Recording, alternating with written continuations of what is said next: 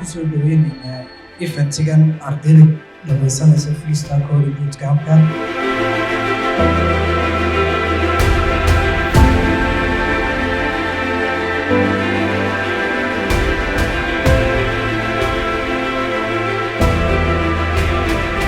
martida inoo joogta halkaa midigtaan ka bilaabo injineer cali oo Telesom ka socda waa injineer ka tirsan qaybta enterprise solutions waana managerkaas qaybtaas waxaa isna nala jooga injineer Mukhtaar oo hay'adda IOM ka socda iyo injineer Cabdirasaaq isna senior developer oo dahabshiil ka socda.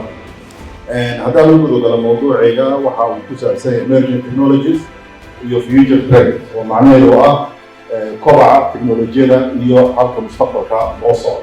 كلي وحوي وحالنا يدرسنا وحنا معه هو solution كاسو وحوي أرضي كاستابا أنكاي وحوي فوكس كمل ساري.